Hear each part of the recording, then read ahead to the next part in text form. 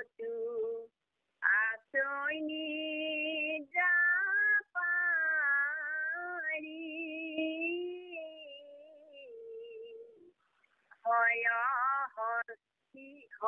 হস্তি ৰথ বান্ধি আছে শাৰী শাৰী নাহি যুদ্ধ সাজ হয় হস্তিৰ পিঠিত নতুৱানি জোৰৈ ঘোঁৰা ৰথ জলিত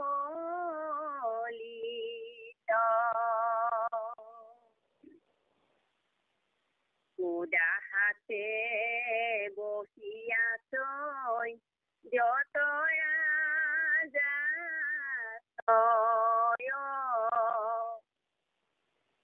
শিবেলাতনতো মুন্ত আদিত্য উদয় হেন উষা সময়ত পাছে যুৰায় কহিলাহে নাৰ মাজে নিশান পুবায়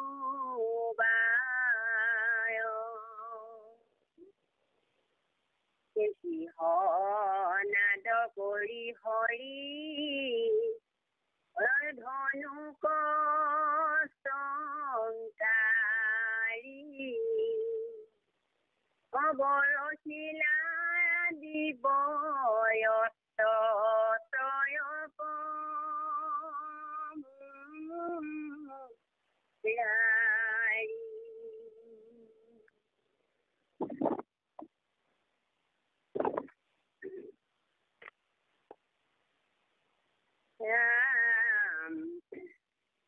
কালান্তক সম দেখি কৃষ্ণক পৈতেক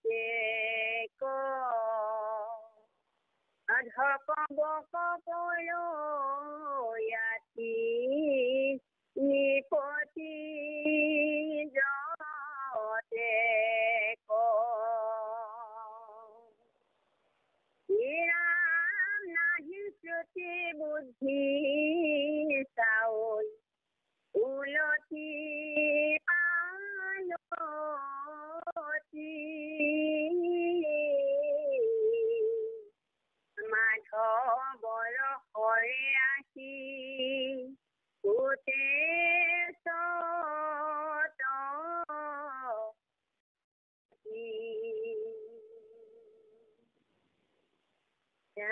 বাম পাশে খেদি আহি বলো মহাবলি চক্ৰৰ নাক হবে লৈ যান্ত কচুৰ নাক হবে লৈ যান্ত নিজলি ৰাম সাতী দক্ষিণ পথে দেখি দিলা ধাৰ কৰিবাক লাগিলা শত্ৰুক বুন্দা মাৰ কৰ্ণত কুণ্ডল ঘূৰ তিনি ভিতি বেহি মহাভয়ে কচু সেনা পলায়ন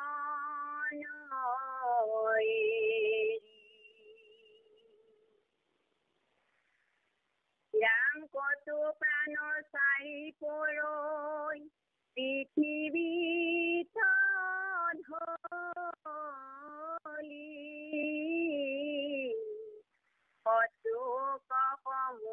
হুয়া ধাৱৈ কতো বলি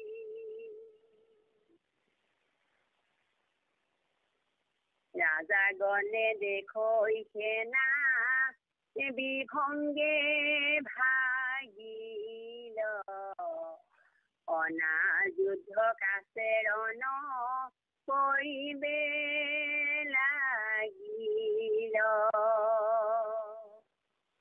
ৰাম কতো বাসাইৰি পলাই বহিল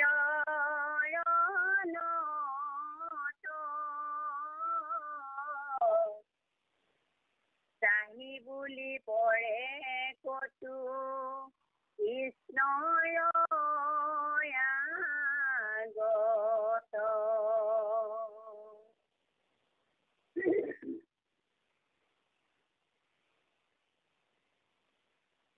যিটো ৰাজাগণে আগ বাঢ়ি দিলা ৰণ তাৰ চন্ধ ছেদ কৰি অন্ত নাৰায়ণ আপুনি আগৰ সৰুতে যাওক এইটো ভাগৱতৰ সৰুলৈ গৈছিলো কৃষ্ণ কৃষ্ণ ভাগৱতৰ সৰু কৃষ্ণ যিটো ৰাজাগণে আগ বাঢ়ি দিলা ৰণ তাৰ স্কন্ধ ছেদ কৰিল অন্ত নাৰায়ণ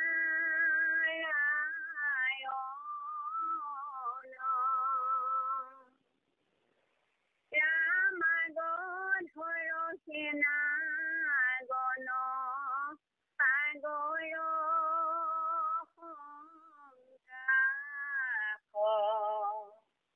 অনেকে ভাগিল সবে ভূয়া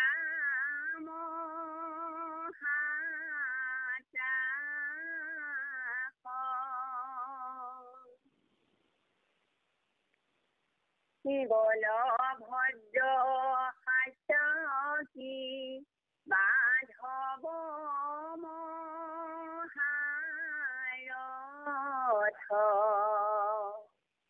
এৰিলা পাছত পাঞ্চ প্ৰহৰৰ পথ হয় হস্তিৰথ ৰত্ন লাগে মানে পাইলা মথুৰাতনীয়া মহা ৰাজত যোগাইলা মাধৱত যুদ্ধ হাৰি জৰাসন্ধ নিপ ৰাজাগণে সমে গৈলা বানৰ সমীপ প্ৰাণ মিত্ৰ বুলি বানে কৰিলা সৎকাৰ জৰাসন্ধে নিবেদিলা দুখ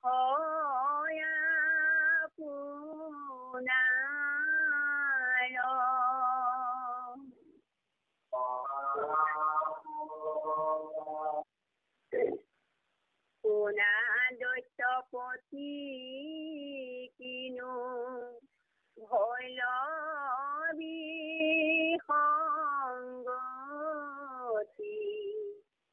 ৰাতি চুৰি কৰি আহি গোপাল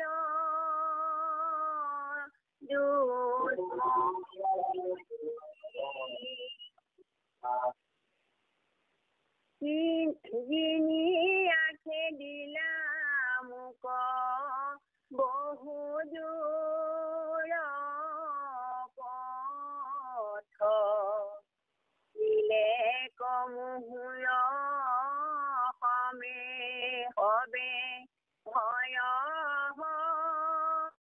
কৃষ্ণনে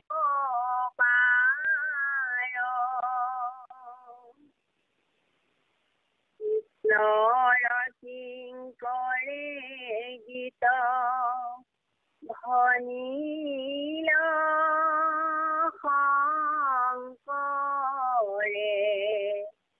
নাহিয়ান ধৰ্ম কীৰ্তন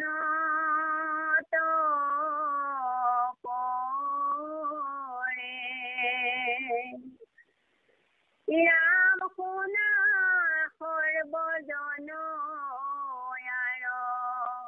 কেদিন জীৱন বোলা হৰি হৰি আছে যাওঁত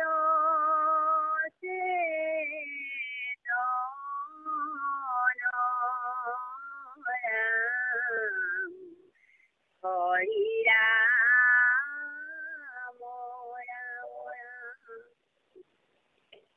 মাধৱ মাধৱ মাধৱ কৃষ্ণ কৃষ্ণ কৃষ্ণ মহাকৃষ্ণ।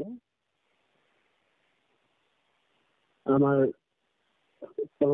শ্ৰীমন্ত শংকৰদেৱ নাম মন্দিৰত সন্ধানী সত্ৰসমূহ সত্ৰলৈ পুনৰ পুনৰ ভক্তিভাৱ সেৱা নিবেদন জনাইছো। সেই সজ্জনসকল আপোনাৰ সব শুদ্ধাত্মা, আপোনাৰ সব ভাগৱত সদৃশ আজি এটা কথিত হৈছে শ্ৰৱণ কীৰ্তন ধৰ্ম পালন কৰিবৰ কাৰণে আমি আপোনালোকলৈ ভক্তিভাৱ সেৱা নিবেদন জনাইছো।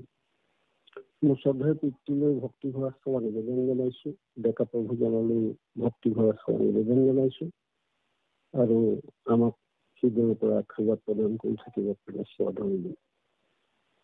অতি শ্ৰদ্ধাৰ এধানীয়া ইমান সুন্দৰকৈ কীৰ্তন কৰিছে, সাধাৰণ সুৰত আমাক আনন্দ প্ৰদান কৰিছে।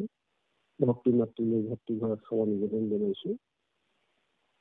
ঘোষাজনা অকণমান টানিব লাগিব। বৰ ধুনীয়া হৈছে, বৰ ধুনীয়া হৈছে আৰু ধুনীয়া হ'ব। মাধৱ মাধৱ কৃষ্ণ কৃষ্ণ মহাকৃষ্ণ।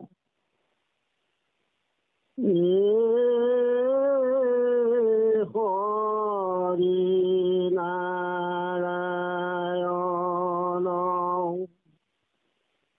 মাধৱে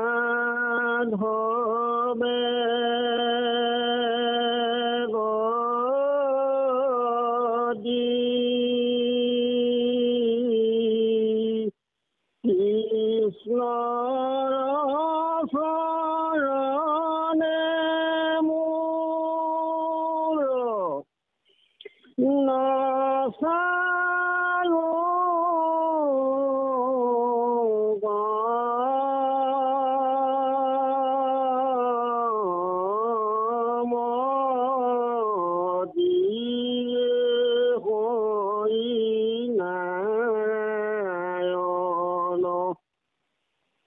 মাধৱে গদি কৃষ্ণ শৰণে মোৰ নচালো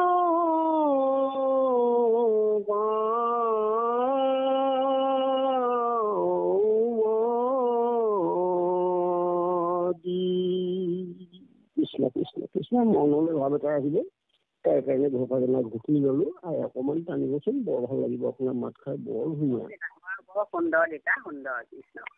মাধৱ মাধৱ কৃষ্ণ কৃষ্ণ মহাকৃষ্ণ। আমি কালি প্ৰথম জৰাসন্ধ যুদ্ধৰ আমি অধ্যায়টো শ্ৰৱণ কৰিলো। ইয়াত সেইকাৰণে জৰাসন্ধৰ যুদ্ধ বুলিহে দিছে, ইয়াত জৰাসন্ধৰ বধ বুলি দিয়া নাই। কাৰণ ইয়াত যুদ্ধ 17 বাৰ যুদ্ধ কৰিছে জৰাসন্ধ, এবাৰ দুবাৰ নহয়, 17 বাৰ। ইয়াত মাত্ৰ যুদ্ধ 2-3খনমান যুদ্ধ ইয়াত দাঙি ধৰিছে, মূল যুদ্ধ। বাৰু যেতি নহওক, আমি পদৰ মাজলৈ যাব বিচাৰিছো। কৃষ্ণ কৃষ্ণ মহাকৃষ্ণ। এতিয়া মাগধ ৰজাই যুদ্ধত হাৰিলে, হাৰি আকৌ পুনৰ আহি 3 কোটি 23 অক্ষৰহীন সেনালৈ মথুৰা কালি তাৰা সমষ্টাই আৱৰি ধৰিলে চাৰিদিশৰ পৰা, আৰু তেওঁলোকে যমুনাৰ পাৰত জিৰণি লৈ আছে। ইতিমধ্যে ভগৱন্ত কৃষ্ণই কালি গম পালে, তাই বলিৰ লগত আলাপ আলোচনা কৰিলে, সৈন্য 3 ভাগত বিভক্ত কৰিলে। পূব দিশত কৃষ্ণই নিজে থাকিলে, দক্ষিণ দিশত সত্যজিতে আদি কৰি দিলে, ঠিক উত্তৰ দিশলৈ দায়িত্ব দিলে। সেইমতেদি তেওঁলোকে আক্ৰমণ কৰিব আজি এই জৰাসন্ধৰ সৈন্য সামন্তসকলক। তাকে আমাৰ গুৰুজনে আমাক দাঙি ধৰিছে যে আমাকো তেনেকুৱা ভাৱৰ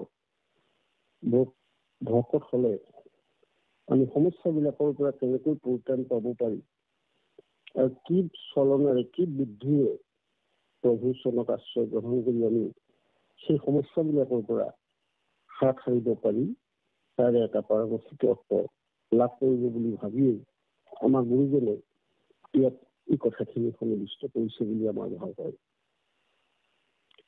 মাধৱ কৃষ্ণ আৰু ইতিমধ্যে তেওঁলোকে মহা আনন্দৰে জৰাসন্ধৰ সকলো সৈন্য সামন্ত যমুনাৰ পাৰত জিৰণি লৈ আছে আৰু তেওঁলোকে ইমান আনন্দ কৰিছে।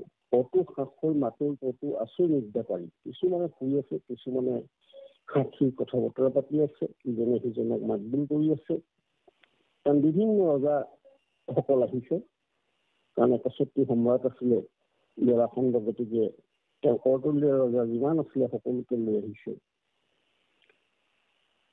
আৰু সকলো সৰহ শস্তি ৰস বান্ধি আছে শাৰী শাৰী, চবকে ভালকৈ ৰাখিছে আৰু বান্ধি ৰাখিছে। ৰাতিপুৱা যুদ্ধ আৰম্ভ কৰিব মনত তেওঁলোকৰ ভাৱ কল্পনা আঁচনিখন তেনেকৈ তৈয়াৰ কৰিছিল জৰাসন্ধই।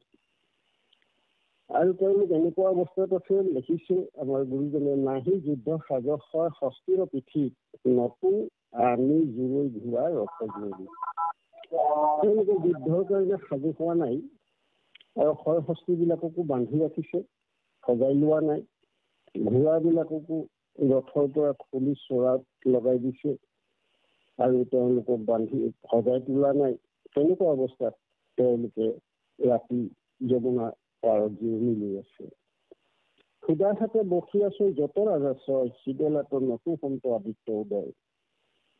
কাৰণ তেওঁলোকৰ চব অস্ত্ৰ শস্ত্ৰবিলাক শিবিৰতে ৰাখি সুদাৰ হাতেই তেওঁলোকে আছে কথা বতৰা পাতি।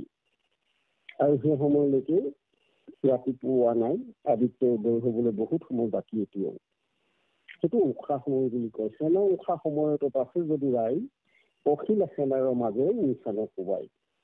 সেই সময়কণতেই ভগৱন্ত কৃষ্ণই উশাহ সময়তেই সেই সৈন্যসকলৰ মাজত সোমাই গল কৃষ্ণ, বলভদ্ৰ, পূব, উত্তৰ, দক্ষিণ, পূব চাৰি দিশৰ পৰা সৈন্য সামন্ত যেতিয়া সোমালে, নিচান কোবাই সিংহনাদ কৰি সৰি ধনুক টংকাৰী বৰশিলা দিব্য অস্ত্ৰ শৃংখ মূৰাই। ভগৱন্ত কৃষ্ণৰ দিব্য অস্ত্ৰ, কাৰণ আপোনালোকে কালি গম পালে এই গোটেই অস্ত্ৰ শস্ত্ৰখিনি বৈকুণ্ঠৰ পৰা আহিছে। দাউদ তাৰ ৰথৰ সাৰথি আৰু সমস্ত অস্ত্ৰ শস্ত্ৰ মুখল পৰ্যন্ত বলোৰামলৈ আহিছে। গতিকে এতিয়া আৰু চিন্তা নাই, তেওঁলোকে আক্ৰমণ কৰিবলৈ আৰম্ভ কৰি দিলে। কালান্তক সমদেশী কৃষ্ণক প্ৰত্যেক ঠকমক পৰ হবেই নিপতিততে। যে কালান্তক যমৰ নিচিনা কাল সংঘাৰ কৰোঁতে কালে ৰূপ যিটো লৈছে, কালান্তক যম হম। গতিকে তেওঁ তেনেধৰণে ইমান ক্ৰোধ তেওঁলোকৰ প্ৰতি, কাৰণ বাৰে বাৰে আক্ৰমণ কৰিছে। প্ৰথমবাৰ আক্ৰমণ কৰিছে, তাৰ দ্বিতীয়বাৰত আকৌ আহিছে, খং উঠিছে ভগৱন্তৰ। সেইকাৰণে তেওঁ কালান্তক সম বুলি কৈছে। আৰু তাকে দেখি সেই ৰজাবিলাকে ঠকমক কৰিছে, কাৰণ তেওঁলোকৰ হাতত অস্ত্ৰ শস্ত্ৰ নাই, বেশ পোছাক নাই, সাজু হোৱা নাছিলেই সেই সময়ত, উশাহ সময়ত। গতিকে নাহি স্মৃতি বুদ্ধি চাব উলটি পালটি ইফালে সিফালে চাইছে, মাধৱৰ সৰে আঁকি ফুটে চটি।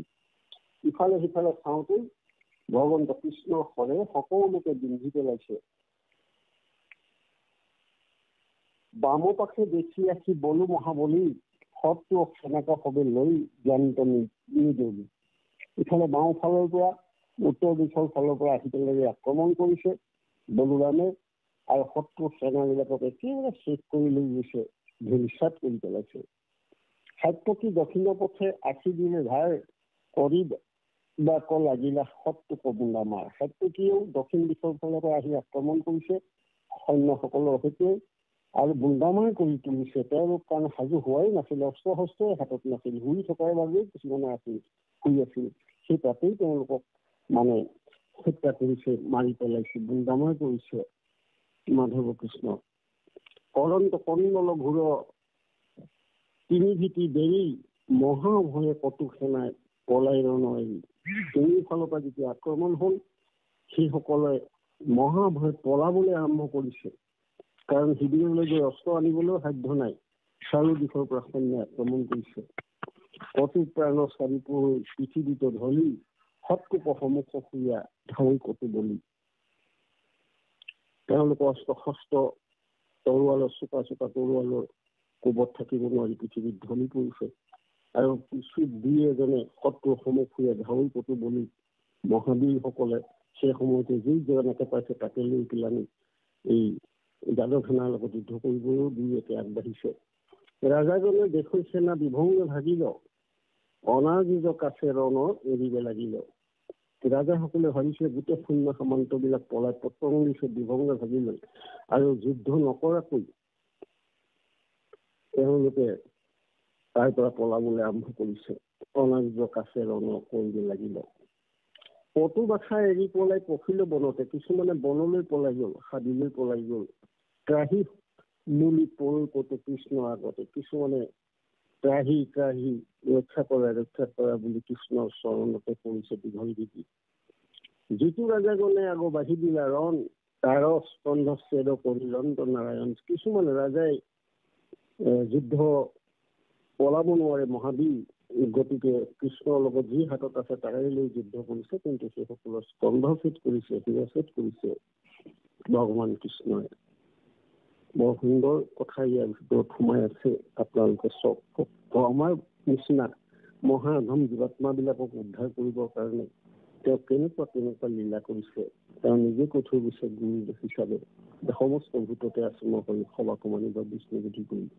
ইয়াত এই শত্ৰু সেনাসকলনো কৃষ্ণই চৈতন্য শক্তি প্ৰদান কৰি আছে তালৈ যুদ্ধ কৰিব পাৰিছে। এনেকুৱা এখন ধুনীয়া তেওঁ বিনোদ বিলাস নাটক কৰি তেওঁ কোটি কোটি ব্ৰহ্মাণ্ডৰ অধিকাৰী মালিক, তেওঁ কৰিব নোৱাৰা কাম সংসাৰত একো নাই, তেওঁৰে অংশ আমি সকলো। গতিকে তেওঁক ভজনা কৰিবৰ কাৰণে আপোনালোকৰ নিচিনা সন্ত শুদ্ধাত্মাক মহানন্দৰে শ্ৰৱণ কৰি পৰমানন্দৰে সময়বিলাক অতিক্ৰম কৰিবৰ কাৰণে আমাৰ কৃষ্ণই শংকৰ হিচাপে আহি এইবিলাক আমাক দি থৈ গৈছে। মাধৱৰ সেনাগণক সাগৰ শংকা খনেক ভাঙি দেখবে সুয়া মহাতা। জৰাখণ্ডৰ মাগধ বুলি কয়, মাগধৰ ৰজা জৰাখণ্ডক কৈছিল। তেওঁলোকৰ সাগৰ সন্ত্ৰাস ইমানেই সৈন্য সামন্ত লৈ আহিছিলে, এই সকলোবিলাক পলাই পত্ৰং দিছে মহাত্ৰাস কৰি। বলভদ্ৰ সাত্ৰকী মাধৱ মহাৰথ খেদিলা পাছতো পঞ্চ পহৰৰ পথ, পাঞ্চ পহৰ পথ খেদি লৈ গৈ বলভদ্ৰ সাত্ৰকীয়ে আৰু ভগৱান কৃষ্ণই। হয়ষষ্ঠী ৰথ ৰত্ন লাগে মানে পাৰিল, মথুৰাটো নিয়া মহাৰাজাকে যোগাইল। যিমানবিলাক হয় ষষ্ঠী ৰথ ৰত্ন মুকুট যিমানখিনি পালে গৈ উগ্ৰখানি ৰজাক সকলোখিনি তেওঁ চৰণলৈ ৰজাৰ চৰণত আগবঢ়ালে, ৰজালৈ আগবঢ়ালে। মাধৱতো যুদ্ধশাৰী জৰাখণ্ড নিপ, ৰাজাজন অসমে গৈ লয় বানৰ অসমীপ। এতিয়া জৰাখণ্ডই যে 17 বাৰ আক্ৰমণ কৰিছিল মথুৰা, এয়া আমাৰ অসমলৈ বুলি এইবাৰ জৰাখণ্ড আহিছে। মাধৱে কৃষ্ণৰ লগত সাৰি এইবাৰ জৰাখণ্ড পোনপটীয়াকৈ অসমলৈ আহিলে, তেজপুৰলৈ। তেজপুৰত সেই সময়ত ৰজা আছিল বান। তেজপুৰ আহি পালেহি। আমি অসমীয়া নহওঁ দুখীয়া বুলি সান্তনা লভিলে নহ'ব। অসমত ইমান মহাবীৰসকল এটা সময়ত স্বৰ্গমুক্ত পাতৰ ৰজা আছিল, যেনেকৈ নৰকাসুৰ, মূৰাদিত্য, বান, ভগদত্ত, আমাৰ ভীমৰ পুতেক ঘটুকচৰ পুতেক বৰ্বৰী, চিত্ৰাংগদেৰ পুতেক ববুবাহন, এইসকল মহাবীৰৰ জন্ম হৈছিল অসম ভূমিত। গতিকে আমাৰ কিমান ভাগ্য, ভগৱন্তই অতিকৈ ভাল পোৱা ৰমণী পত্নী, প্ৰথম পত্নী তেওঁ আমাৰ অসমৰ পৰা বিয়া কৰিছে। আমাৰ অসমৰ আইসকল কিমান ভাগ্যৱান, আপোনালোকৰ ইমানেই ভগৱন্তই ভাল পায় আমাৰ অসমৰ ছোৱালী বিয়া কৰিছে। ঔষধীয়া পঞ্জী নগৰ পৰা। গতিকে আমি আমাৰ উপৰিপুৰুষে আমাক বহুত কিবা কিবি দি থৈ গৈছে, যাৰ কাৰণে ভগৱন্ত কৃষ্ণ শংকৰ হিচাপে অৱতাৰ ল'বলগীয়া হ'ল অসম্ভৱী। কাৰণ আমাৰ নিচিনা অশিক্ষিত অজ্ঞানী লোকসকল, আমি সংস্কৃত নজনা লোকসকলক কেনেকৈ তৰাই লৈ যাব পাৰি, তাৰ কাৰণে কিমান সুন্দৰ পৰিকল্পনাৰ সৈতে আমাৰ গুৰুজন অসমলৈ আহি পূৰ্বকালে দিয়ে নাচিলে ভকতি নানাদেৱ পূজা মাত্ৰ আছে সম্প্ৰতি। নানাদেৱ পূজাই কৰে বলিদান শংখ চাগ মহি থকাতে অসংখ্য প্ৰমাণ। তলবলৈ লোককলি পাপসাগৰত কৃপাময় কৃষ্ণ চিন্তা কৰি বৈকুণ্ঠত ইটো লোক সমস্তকে কৰিতে উদ্ধাৰ শংকৰ স্বৰূপে হৰি ভৈলা অৱতাৰ। গতিকে আমাক উদ্ধাৰ কৰিবৰ কাৰণে তেওঁ আহিলে আমাৰ উপৰিপুৰুষ। আমি অসুৰ আছিলো, ৰাক্ষসুৰ আছিলো, আমি নাখাবলগীয়া বস্তু খাইছিলো, নকৰিবলগীয়া বোৰহে কৰি ভাল পাইছিলো। কিন্তু আমাৰ নিচিনা মহাপাপী জীৱাত্মাবিলাককো উদ্ধাৰ কৰিবৰ কাৰণে গুৰুজনে এই পৃথিৱীত বাছি ল'লে অসম্ভৱী। আৰু তাতে এতিয়া শিৱশংকৰৰ একান্ত ভকত বান, আৰু সেই বানৰ কাষ চাপিছেহি জৰাসন্ধই। সোণাযুক্ত প্ৰতিদিনে ভৈল বিসংগতি, ৰাতি চুৰি কৰি ৰাখি গোপালৰ দুৰ্মতি।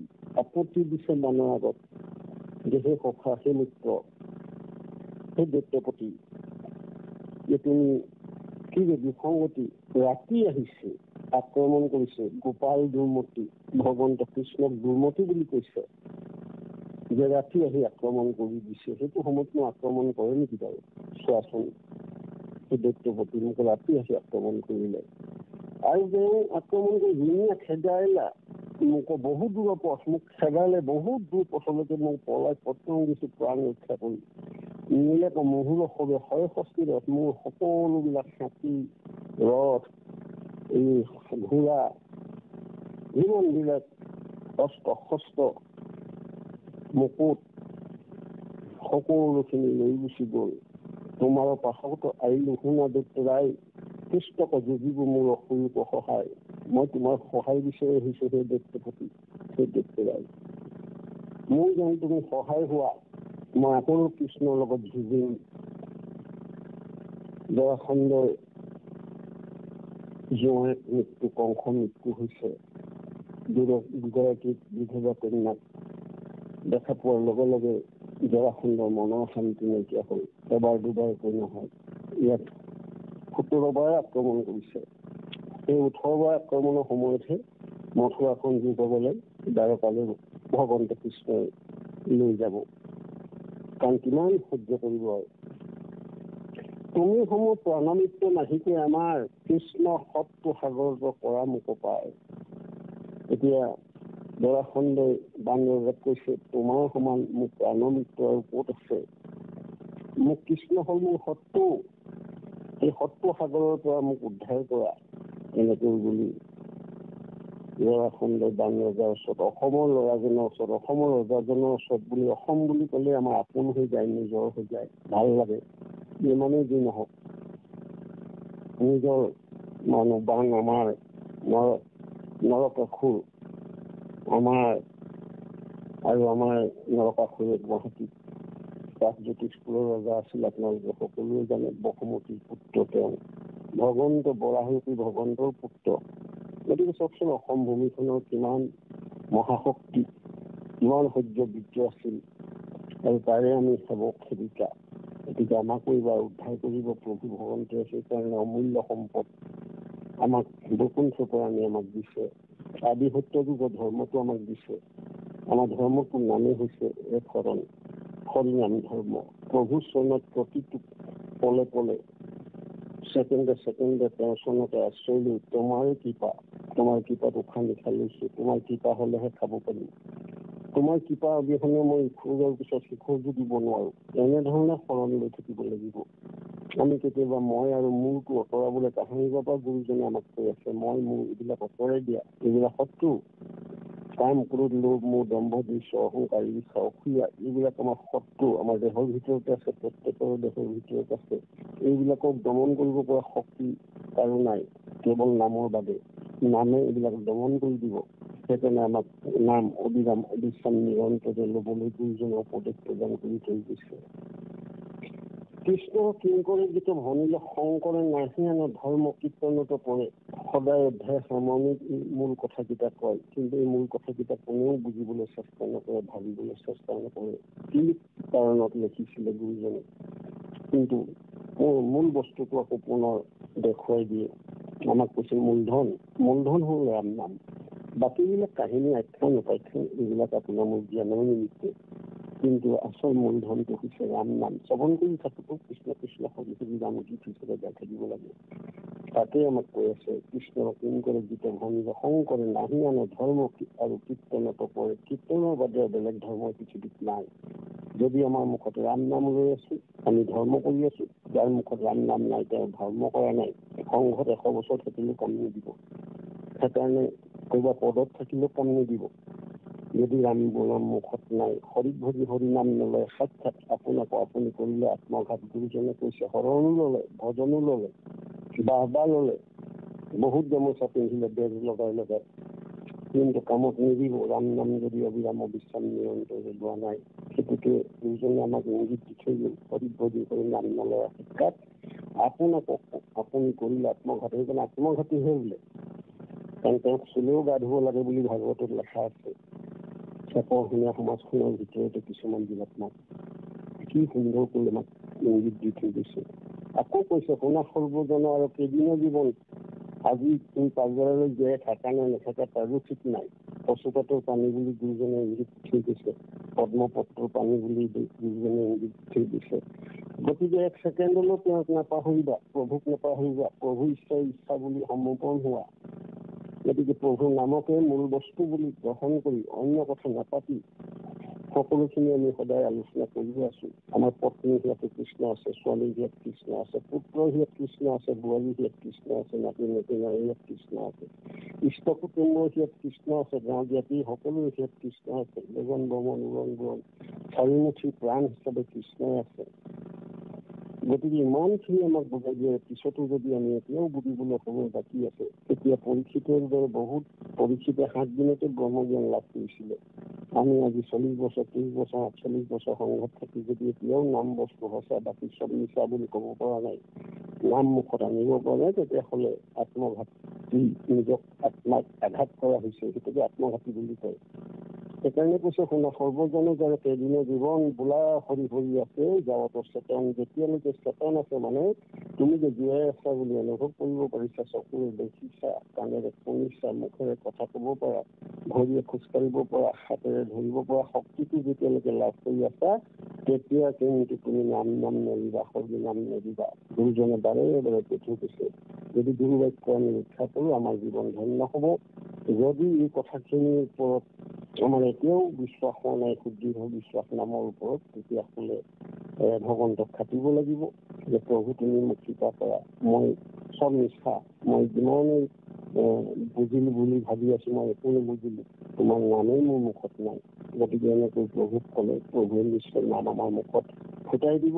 আৰু আপোনালোকৰ সত্ৰীয়াসকলৰ সকলো ইতিমধ্যে নাম বস্তু আপোনালোকৰ কণ্ঠলগ্ন হৈ গৈছে, দেউতাই সকলোকে জ্ঞান দিছে। গতিকে এই কথাখিনি গুৰুজনৰ ভাৱটোহে প্ৰকাশ কৰিবৰ কাৰণে মাজতে এখন দুই এটা কথা আপোনালোকলৈ আগবঢ়ালো।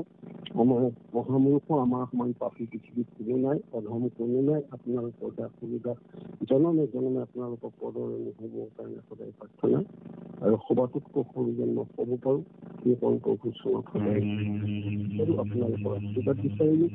এইকণ সৰলকি কৰোঁতে হ'ব পৰা অপৰাধৰ ক্ষমা বিচাৰিলোঁ। আপোনালোকে ক্ষমা কৰিলে ঈশ্বৰে নিশ্চয় ক্ষমা কৰিব।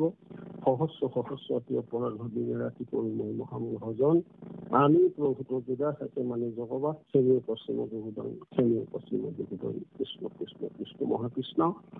আমি আধানি আজ্ঞাহাৰী দিবৰ কাৰণে সেৱা ধৰিলোঁ। কৃষ্ণ কৃষ্ণ মহাকৃষ্ণ।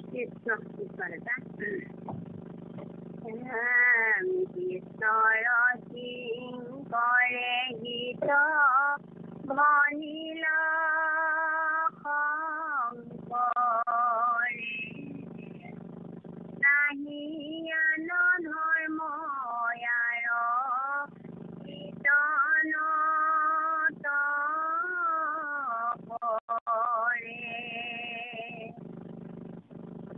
ৰাম শুনা সৰ্বজন ইয়াৰ এদিন জীৱন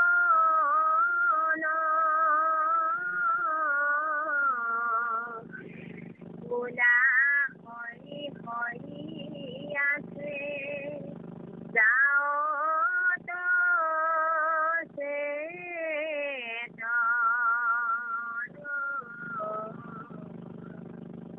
নাম হৰি ৰাম ৰাম জয় ৰাম জয় নাৰায়ণ জয় কৃষ্ণ জয় জগদ্গুৰু শ্ৰীমন্ত শংকৰ